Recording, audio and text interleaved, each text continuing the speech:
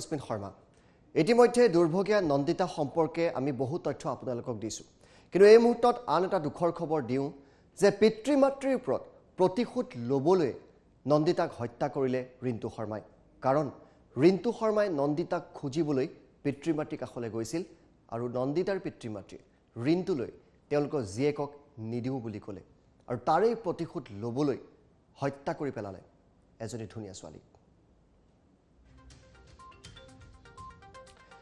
5 মাহৰ পৰা নন্দিতাৰ হত্যাৰ পৰিকল্পনা ৰচিছিল ৰিন্তু শৰ্মাই নন্দিতাৰ পিতৃ মাতৃৰ ওপৰত প্ৰতিশোধ ল'বলৈ নন্দিতাক হত্যা কৰিলে ঘাতক ৰিন্তু শৰ্মাই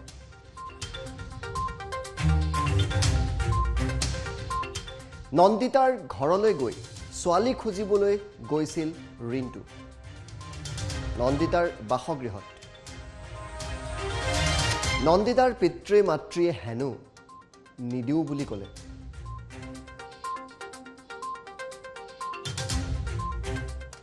আৰু তাৰ পিছতে প্ৰতিশোধ ল'ব বিচাৰিছিল ৰিন্তুৱে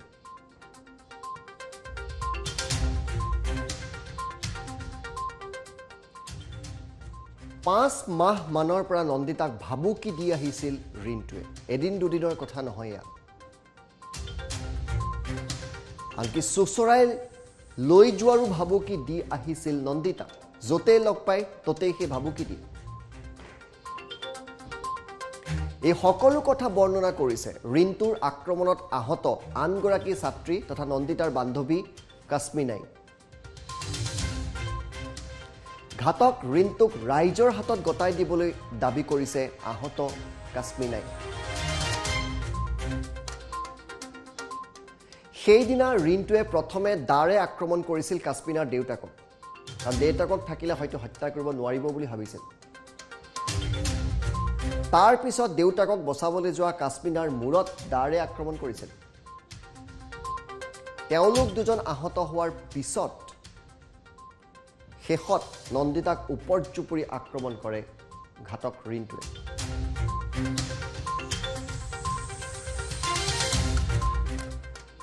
আৰু 5 মাহৰ পৰা নন্দিতাৰ হত্যাৰ পৰিকল্পনা ৰচি আহিছিল ৰিন্তু শৰ্মাই কাশ্মিনাৰ সৈতে আমাৰ সাংবাদিক কল্পই কথা পাতিছিল আৰু কাশ্মিনাই খুব দুখেৰে এই সকলো কথা বৰ্ণনা কৰিছে এই মুহূৰ্তত আমি এইগৰাকী কাশ্মিনা আৰু মূৰত আঘাতপ্ৰাপ্ত তেখেতৰ বাসগৃহলৈ গৈছিল আমাৰ সাংবাদিক কল্পজ্যোতি আৰু কাশ্মিনাই সকলো কথা খুলি কৈছে আমি কাশ্মিনাৰ মন্তব্য আগবঢ়াইছোঁ কেতিয়াও তাক মানে ভাল পোৱা নাছিলে তাই প্ৰতিদিনে তাই তাৰ পৰা আঁতৰি থাকিব বিচাৰিছিলে কিন্তু সি তাইক কলেজতো হওক তাই ক'বলৈ গ'লেও হওক তাইক পিছা কৰি ফুৰিছিলে তাই মৰিধল যদি চাইলেও যায় সি স্কুটিখনলৈ পাছে পাছে গৈ তাইক ধমকি দি আছিলে তোক মই আনিহে এৰিম কিমান দিনৰ পৰা দি আছিলে মানে সঠিককৈ ক'ব নোৱাৰিম কমেও 5 মাহমান হ'ব তাইক তোক মই চুচুৱাই হ'লেও আনিম তেনেকৈ কৰি পেলাই সি ধমকি দি ফুৰিছিলে আৰু অৱশেষত তাই উপায় নাপায় মাক বাপেকৰ কথা ক'লেগৈ মাক বাপেকক ক'ব বুলি সি মাক বাপেকক গৈ মই সিমানখিনি নাজানো কিন্তু গম পাইছিলোঁ যে সিহঁতৰ ঘৰলৈ গৈছিলে বুলি সি মাক বাপেকে নিদিওঁ বুলি ক'লে আৰু সি শেষত সেই মাক বাপেকে তাইক একো কৰিব নোৱাৰি সেয়া কৰিলেগৈ সি কৈছে তোৰ মা দেউতা মই প্ৰতিশোধ ল'ম কৈ আছে সি শাস্তিটো পাবই লাগিব সি জীয়াই থাকিব লাগিব কিন্তু সি কৰা ভুলৰ সি শাস্তি উপলব্ধি কৰি সি যাতে একো কৰিব নোৱাৰে তাক পাব্লিকৰ হাতত গতাই দিয়াটোৱে বিচাৰিছোঁ মই সি এনেকুৱাকৈ জীয়াই থাকক যে সি কৰা ভুলৰ প্ৰতিটো উপলব্ধি সি প্ৰতিদিনে কৰিব লাগে এক্সাম দি আহিছিলোঁ তাৰপাছত বাবালৈ ফোন কৰিলোঁ বাবাই ক'লে আমাক কেণ্টিনত কিবা এটা খাই ল'ব ক'লে তাৰপিছত কলেজ বন্ধৰ কাৰণে কেণ্টিনত তেনেকুৱা একো বনোৱা নাই কেণ্টিনত সুধিলোঁগৈ ক'লে একো নাই বুলি ক'লে আমি ওলাই গুচি আহিলোঁ তাৰপিছত বাবাক লগ পালোঁ ক'লোঁ কেণ্টিনত একো নাই বাবাই ক'লে ঠিক আছে আমি মৰিধলতে ধেমাজি টাউনতে খামগৈ বুলি ক'লে সি আমাক ফ'ল' কৰি আহি আছিলে মৰিধলৰ পৰাই আমি দেখিছিলোঁ সি এবাৰ আমাৰ বাইকখনত কি স্কুটিখন অলপ আগলৈ লৈ গুচি গৈছিলে তেতিয়া তাক দেখিছিলোঁ আমিও ভবা নাছিলোঁ সি তেনেকুৱা এটা কৰিব বুলি আহি আমি ধেমাজি ষ্টেণ্ডৰ সেইডোখৰত বাইকখন ৰখাইছিলোঁ আমি দুজনী নামিছিলোঁ সেইপিনে তাৰপিছত কিতাপ এখন কিনিবলৈ মই বাবাৰ পৰা পইচা খুজিছিলোঁ বাবাই পইচাটো উলিয়াই দিছিলে বাইকৰ পৰা নমাই নাছিলে মই পইচাটো লৈছিলোঁ সি তেনেকুৱাতে আহি প্ৰথম বাবাক হাতত কাটিলে তাৰপিছত মূৰত কাটিলে, মই বাবাক কটা দেখি আগবাঢ়ি যাওঁতে সি মোক ঘাপ মাৰি দিলে মূৰত। মোক ঘাপ মৰাৰ পাছত মই মাটিত হৈ পৰিলোঁ। নন্দিতা মোৰ পাছত আছিলে, তাইক কিমান কেনেকৈ কাটিছিলে মই নেদেখিলোঁ। যেতিয়া মই সাৰ পাইছোঁ, মই ভবা নাছিলোঁ যে মোক কাটিলে বুলি। যেতিয়া তেজ ওলাই আহিছিলে মই তেতিয়াহে চিঞৰিছোঁ, নন্দিতাৰ ফালে ঘূৰি চাইছোঁ, তাই মাটিত পৰি আছে। তাৰপিছত ওচৰৰ মানুহবিলাকে তাইক আহি ধৰিছেহি। মই বাবাক চিঞৰিছোঁ। তাক মই যেতিয়া সাৰ পাই দেখিছোঁ, সি চাইডলৈ দৌৰ মাৰি গৈ আছে, দাখন জোকাৰি জোকাৰি। তাক গাড়ী এখনে খুন্দা মাৰি দিব লৈছে আৰু বাবাই তাক পাছে পাছে খেদি গৈছে। তাৰপিছত আমি 108ত আমাক লৈ গ'ল ধেমাজিলৈ, হস্পিটেললৈ। নন্দিতাৰ গাত একো দুখ নাছিলে। নন্দিতাক মই আমি হাই ছেকেণ্ডেৰী পৰাই লগ পাইছিলোঁ তাইক। তাই পঢ়াৰ ক্ষেত্ৰতো বহুত ছিৰিয়াছ আছিলে। তাই মোক এক্সাম দিয়া আগমুহূৰ্তত তাই মোক কৈছিলে, দত্ত তই কি কৰিছ? মই বোলো এনেই আছোঁ। তাই মোক প্ৰতিটো মুহূৰ্ততে শাসন কৰিছিলে। তাই কৈছে, তই পঢ়িব লাগে নে? তই অনলাইন কেলৈ আছ? ডাটা বন্ধ কৰ, চাবি আকৌ মই তোক আকৌ অনলাইন দেখিলে। সেনেকৈ তাই মোক লাষ্ট মেছেজ সেইটো কৰিছিলে, তই পঢ় বুলি কৈছিলে। আৰু তাই কেতিয়াও আৰু এই বৰ্ণনা আমি কাশ্মীৰৰ মুখেৰে শুনালোঁ যে পিতৃ মাতৃৰ ওচৰত নন্দিতাক বিচাৰি গৈছিল। পিতৃ মাতৃয়ে নিদিওঁ বুলি ক'লে, তাৰ প্ৰতিশোধ ল'ম বুলি কৈছিল আৰু অৱশেষত হত্যা কৰি পেলালে তেওঁলোকৰ কন্যাক। আমি যিসকলে এই মুহূৰ্তত টাইম 8ৰ সৈতে সংযোগ স্থাপন হৈছে তেওঁলোকক আমি কওঁ যে এই হত্যাৰ পৰিকল্পনা 5 মাহৰ আগৰ পৰাই কৰা হৈছিল। যিগৰাকী ছাত্ৰী আহত হৈছিল তেওঁ সম্পূৰ্ণ ঘটনা বৰ্ণনা কৰিছে, কিদৰে স্কুটিয়ে আহি আমনি কৰে, কিদৰে পিতৃ মাতৃক নন্দিতাক বিচাৰি গৈছিল, পিতৃ মাতৃয়ে নিদিওঁ বুলি ক'লে আৰু তাৰ পিছতে প্ৰতিশোধ ল'ব বিচাৰিছিল ৰিণ্টুৱে। আৰু সেই প্ৰতিশোধ কেনেকৈ ল'লে ৰিণ্টুৱে ইতিমধ্যে আমি গম পাইছোঁ। অতি নিশংস ৰিণ্টুক এতিয়া ৰাইজৰ হাতত গতাই দিয়াৰ দাবী তুলিছে সেই আহত কাশ্মীৰে। আমি পুনৰবাৰ তেখেতৰ মন্তব্য আৰম্ভণিৰ পৰা শেষলৈকে শুনাইছোঁ। তাক মানে ভাল পোৱা নাছিলেই। তাই প্ৰতিদিনে তাই তাৰ পৰা আঁতৰি থাকিব বিচাৰিছিলে, কিন্তু তাইক কলেজতো হওক, তাই ক'ৰবালৈ গ'লেও হওক, তাইক পিছা কৰি ফুৰিছিলে।